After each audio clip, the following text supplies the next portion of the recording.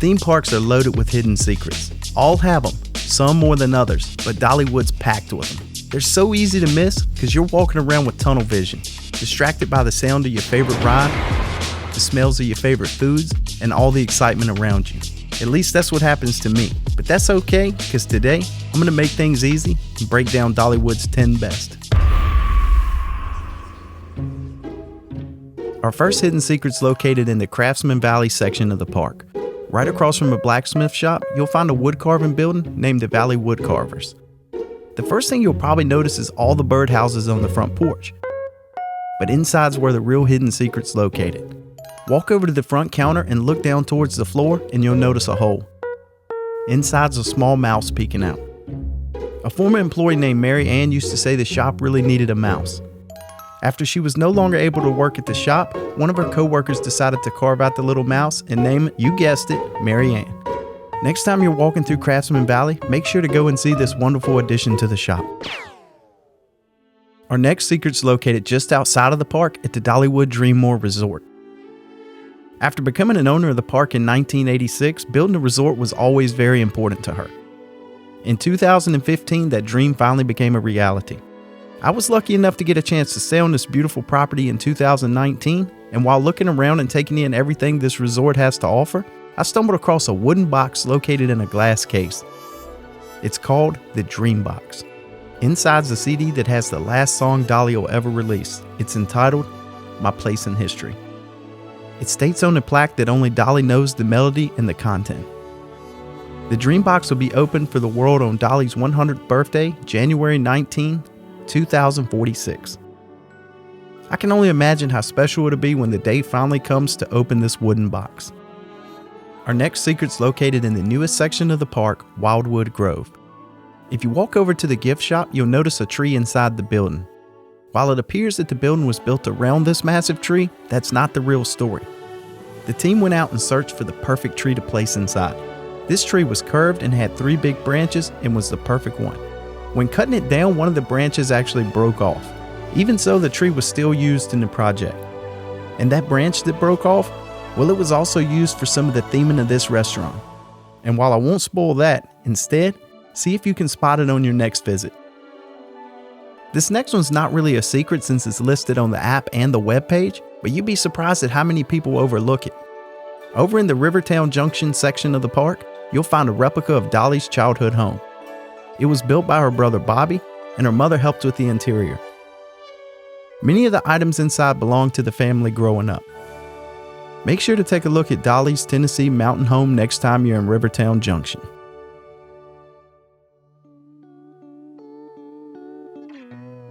Take one look at Fire Chaser Express and you'll know they knocked its theming out the park. Sure, it won't blow you away with cutting-edge, state-of-the-art technology. Or will it? But that's never really been the game plan at this park. Instead, it's to immerse you in a comfortable and realistic world with incredible attention to detail. You know, the small things. It's easy to spot that 1941 Ford fire truck, the life-size fire station, and the design of those coaster trains. But it's so much deeper than just the obvious. Look around when you're walking through the queue and you'll notice small details everywhere. For me, the greatest detail of them all is the used fire hoses stretching down from the ceiling. They were no longer in service and donated by local fire stations. The park staff then took them around to other fire stations in Tennessee and had those teams sign them. While getting signatures, many of those departments donated items you can find as you wait to ride. In total, the park got more than 1,300 signatures. They even included their own hosts that served on fire teams as part of the signatures. I just think it's a wonderful way to recognize those heroes that spend every day preparing to help and save lives of the communities that they care so much for. Almost everyone's noticed the Robert F. Thomas Chapel sitting right in the middle of Craftsman Valley. It's named after the doctor that delivered Dolly Parton, and if you didn't know, they even have a 30-minute service every Sunday the park's open. Even though the church appears to be much older, it was actually built in the 70s. Many of the items such as the windows, doors, pews, the bell on top, and even the stained glass behind Jesus were donated from churches and schools around the area. Some of those items are over 100 years old. Dollywood's own craftsman even carved Jesus. So make sure to go inside and look at all the detail next time you're in this section of the park. One walk through the back end of the park and you'll notice that water's used to power several different things, including the grist mill. But what I find the most interesting is the water clock. It blends in perfect and it's pretty easy to miss if you're not paying attention. The first time I noticed it, I was in the area waiting to get some footage of Dollywood's amazing train. I said, okay, that's a clock being powered by water coming down. I see the time, day, month, and year, but the year said 1880 to 1887. That's when I realized this park's really serious about wanting you to feel like you're back in the 1800s. Once I left the clock and started walking through Craftsman Valley with that information fresh on my mind, I had a whole new appreciation for this area of the park. It was no longer just a path to get from the grist mill to Tennessee Tornado. Everything I saw seemed to put a smile on my face. It's the attention to detail at every corner of Craftsman Valley that had me searching for more. And that's the day I finally noticed Tennessee Tornado is something more than just one of the best custom looping coasters Aero ever built. I used to think of the theme in a Tennessee Tornado nothing more than a unique track color and inversions flipping you around as if you were in a tornado. I even noticed a little scattered debris too, but I never really cared about that stuff too much. I was more interested in the ride experience, the unique first drop, the massive first loop, and the intense ride that followed. You see, this ride's located at the very end of Craftsman Valley, and after noticing the water clock and searching this section of the park with a fine-tooth comb, I started to notice the theming started even outside the ride area itself, which is kind of what you would expect with a tornado, right? I saw mine carts up in trees, farming equipment scattered in the woods. Even the fence around the coaster appeared to be damaged from the tornado. I noticed that really old-looking building and debris like wagon wheels and barrels stuck into the side. Okay, so everything scattered seemed to fit into the time period of that water clock, but why this sign? And this prop as you enter the queue? That's when I noticed the sign that read Tennessee Mining Company. Finally, everything made sense. This was used to help build mine shafts, and these were the mine carts that the tornado pulled from the mine shafts and tossed far away. But the most important thing in my eyes was the incredible first drop that tunnels deep into the cold earth before you exit at the bottom of the loop. What I once considered as one of the most unique and rare elements on a coaster was instantly leveled up and now understood as the entrance that took you deep into that mine shaft.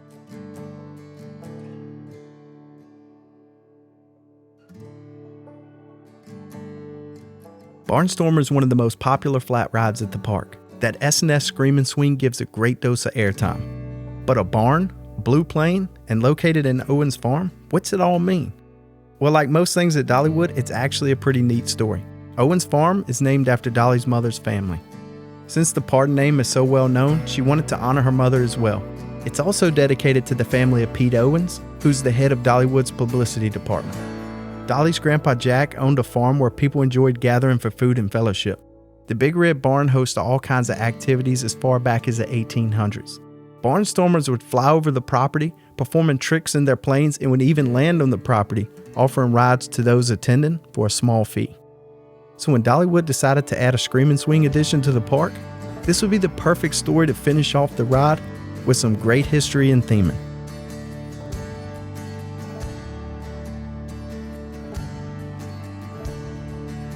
Now, before we get into my personal #1 favorite hidden secret at Dollywood, I just wanted to take a second to let you know that this is my second video of a 5-part series that I'm releasing on Dollywood. I recently uploaded the first, which is titled The Ultimate Guide to Dollywood. So in case you missed that one, I'll make sure to link it at the end of this video. And remember, there's still 3 left that'll be released to complete this series. Also, if you're enjoying this video, it'd mean the world to me if you gave it a thumbs up, as that really helps out the channel a ton. And I hope you'll consider subscribing. Okay, enough of that. Let's get to the last hidden secret. We all love going to theme parks, but have you ever wondered what it's like to work at one? I know I have, especially Dollywood, considering it was just named by Forbes as one of America's best employers in 2021. Many people enjoy working at this park so much, they've even crossed the 30-year employment mark. And when I heard what Dollywood does for these employees, it left me speechless. As you walk around the park, it's hard not to notice these signs posted at nearly every corner you turn. They blend in so well with each area, I never understood the true meaning until recently. Each sign's dedicated to an employee that's worked at the park for 30 years. In total, there's over 30 of these signs. On my last visit, I was on a mission to spot them all. And while I only found about 10, I had a blast searching the park all over for them. Trust me, it's easier said than done. With so many unique signs throughout the park, these just kind of blend in and at times can be hard to spot. I think it's one of the greatest things I've ever seen a park do for its longtime host. So much, in fact, I found myself daydreaming of what it would be like to work for Dollywood. Hopefully I got at least 30 more years in me, and I sure do love the Smoky Mountains and the sound of that train. It's hard not to imagine what your sign would look like if you worked at the park and crossed that milestone. But for some reason, I got a good idea mine would end up like this.